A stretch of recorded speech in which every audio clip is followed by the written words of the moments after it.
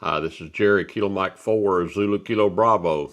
In this video, we're going to be looking at Snap-On Ferrite cores. These particular cores I got from Mouser Electronics. They are Mix 31, and we're going to be comparing these to the solid cores that we used to build our choke in a previous video. We'll be referring to that more later. So stick with us, and we're going to see how these perform compared to the solid cores that we used to build our choke. Okay, we're going to be using our same test setup here that we used in the previous video, where we've got the NanoVNA set up, and we're in S21 log mag. In S21 log mag, what happens there is from port 1, it transmits a signal that goes out, and on the red conductor here, as you see, and we have the red conductor connected to the shield, because with a choke, that's where we're interested in measuring, is on the shield. So we've got the red conductor connected to the shield on this end. We've got the red conductor connected to the shield on this end. And this particular connector is flipped because you see the screws here, but you don't see the screws here. That's so that we've got maximum reach, because we need to connect the two shield connectors together here in the middle to complete the circuit and make sure everything's working as it should. And the signal that goes through here is then received back in on port 2 here of the NanoVNA, and that's what measures up here. Because we're mainly interested in how much attenuation is occurring here. And as you can see, as we saw in the last video, that even with just the coax, you have a couple of dB of attenuation up here towards 30 megahertz. And you've got 3 dB of attenuation that's going on there without any core on it at all. So we're going to do like we did last time. We're going to put on one core at a time and see what the measurements are, and we'll compare it. I've still got the sheet that we used last time, and I put some lines on it just so it makes it easier to read, but this is the same sheet we had, and these are the readings for the solid cores, and then we'll do the same readings for the Snap-On cores to see if there's any significant difference or not. So we've got all the cores here. We've got a total of 7, just like we did for the previous test, and I'm going to snap them on one at a time, and we're going to look at the readings here on the NanoVNA and see, what's going on. So let's put the first one on, and it's snapped on, and already you can see there's a significant difference. And last time I believe we were taking the readings here at 14.267, which is pretty much the middle of the HF frequency bands here. I just use that. There's no special meaning, but you can see that down here, closer to the 160 meter band, you don't have quite as much of attenuation, or the 80 meter band, but you'll be able to watch this curve as we add more of the cores onto it and see what changes.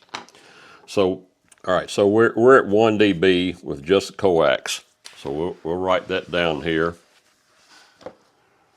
1 dB with the coax until what is the reading here?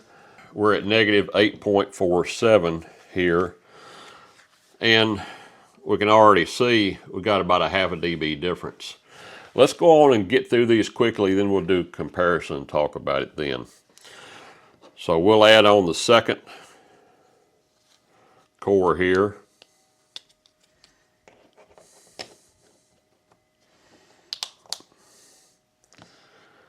And it changed a little, not much.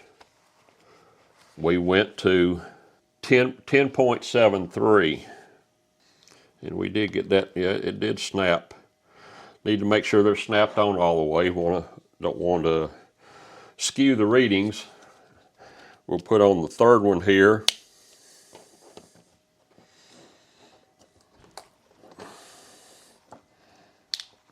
Okay, it's snapped on there now. And the reading now is negative 12.1. Go ahead and give it a 12.15. And as we discussed in the previous video, for each 3 dB, you're cutting the signal level in half. So every negative 3 dB, you're cutting the signal level in half from what it was previously. All right, so now we've got 4 on here, and we've got negative 13.57. It's still increasing. That one was about 1.5 dB. All right, so now we've got 5 on there, and our negative, for all intents and purposes, a negative 16. We'll just call that 0. We'll put on the 6th one here.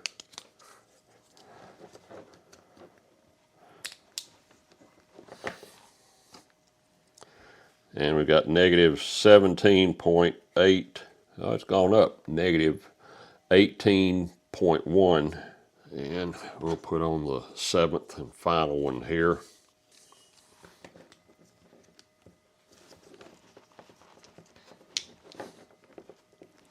All right, just snapped on there. So here we are at number 7. Let it settle down there. Negative 19.35. Okay, so here's our readings.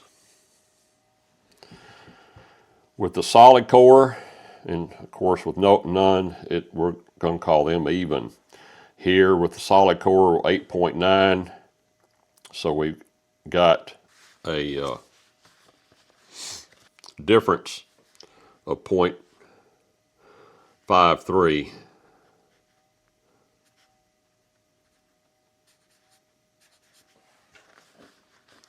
And here we've got a little over 2.5 difference. Let's see what we've got. That's negative 2.34 difference. And what have we got here? We've got 3 dB difference. So, you know, it's the difference is getting larger as we go, which these are not choking quite as good. So there's not quite as much attenuation here with the Snap-Ons compared to the solids. Just a little bit of variation there. Let's just go on with what we've got. So we've got, you know, 3 dB less here, 3 dB less. It's basically 3 dB less once you get down through the different number of cores on here. Strange. I mean, that's strange to me, but it is what it is. All right, so we'll get this last one here. Okay, well, at least it stayed the same from those two there. I wish I had an explanation, but I don't. If any of you know why we went up and then we started coming down, leave it in the comments there.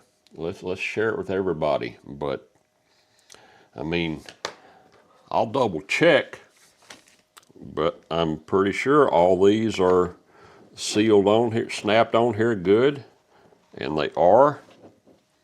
And, you know, they're spaced. They're touching each other. So, with 7, we've got negative 19. It's varying a little bit, 0.7, but you see the general curve here. They're not quite as effective as the solid cores.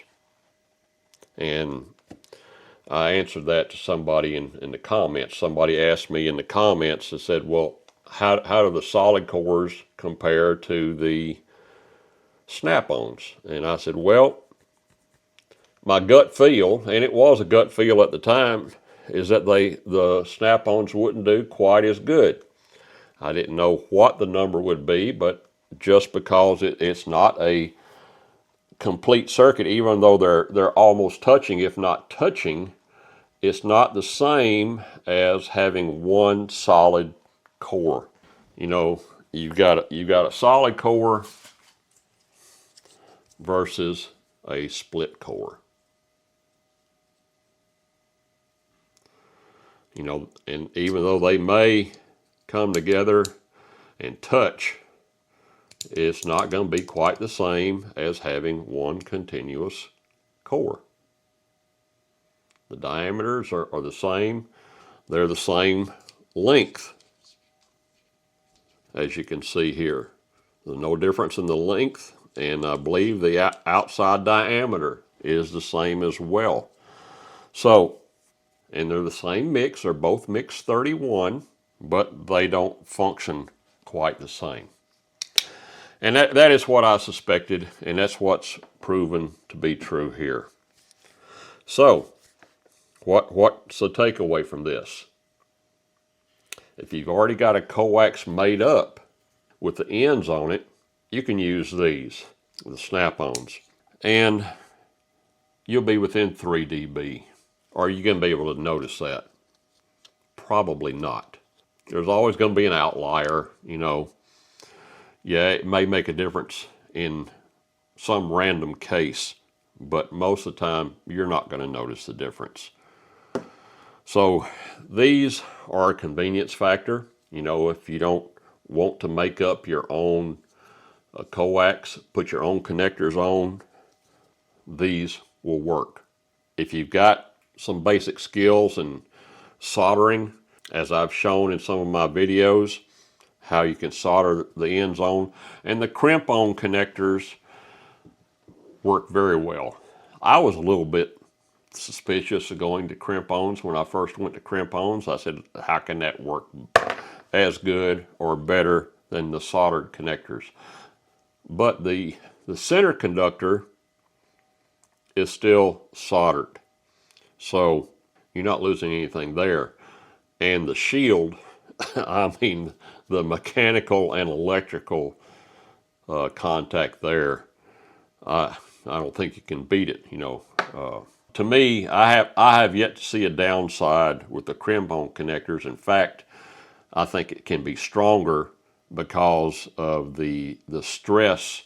You know, if you got the PL259 screwed in something, the stress of the weight of the coax, I think, is more evenly distributed on the crimp-on connectors than it is on the strictly soldered-on connectors.